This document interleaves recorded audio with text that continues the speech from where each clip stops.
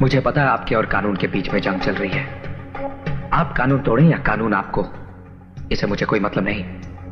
मैं यहां सिर्फ इतना समझाने आया हूं कि दोबारा इस जंग में मेरे भाई को घसीटने की कोशिश मत कीजिएगा, वरना कानून मुझे अपने हाथों में लेना पड़ेगा और यह आपके लिए अच्छा नहीं होगा। छोटा मुंह और बहुत बड़ी बात कह गए तुम। ये धमकी देने से पहले अपनी औकात और हमारी हैसियत तो देखी होती। ड्यूटी का हाथी को धमकाना अच्छा नहीं लगता बरखुरदार। छोटी होती तो बहुत छोटी है शोभराज साहब, लेकिन अगर हाथी के कानों तक पहुंच जाए तो उसकी मौत का कारण बन जाती है। और आप अपनी जिस हैसियत की बात कर रहे हैं ना, उस हैसियत को बहुत अच्छी तरह से जानता हूं मैं। बहुत अमीर करोड़पति हैं आप, लेकिन अपने बेटे की जिंदगी बचाने के लिए भिखारी बनकर मेरे बाबूजी के सामने भीख मांग चुके हैं आप।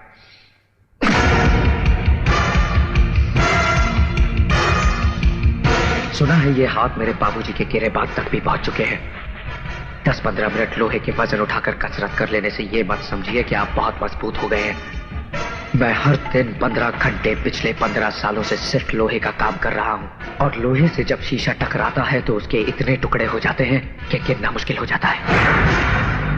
अंग्रेजी में एक कहावत है, एंगर। किसी और को सुनाना, मैं सिर्फ एक जुबान समझता हूं, हिंदुस्तानी, और उसमें एक कहावत है, 100 सुनार की और 1 लोहार की। मेरा भाई मेरी मां के जीने का सहारा है, और अपनी मां को उसकी जिंदगी लौटाने का वादा किया है मैंने। उसकी जिंदगी छीनने की कोशिश करने वाले की सांसें उसके ही सीने में दफन कर दूंगा मैं। याद रखना।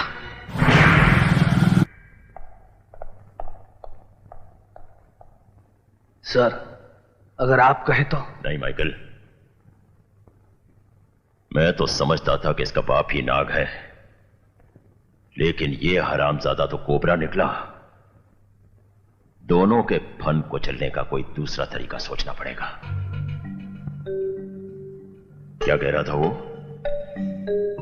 कि उसका भाई उसकी मां के जीने का सहारा है? तब तो सहारे को जल्द अज जल्द फांसी होनी चाहिए।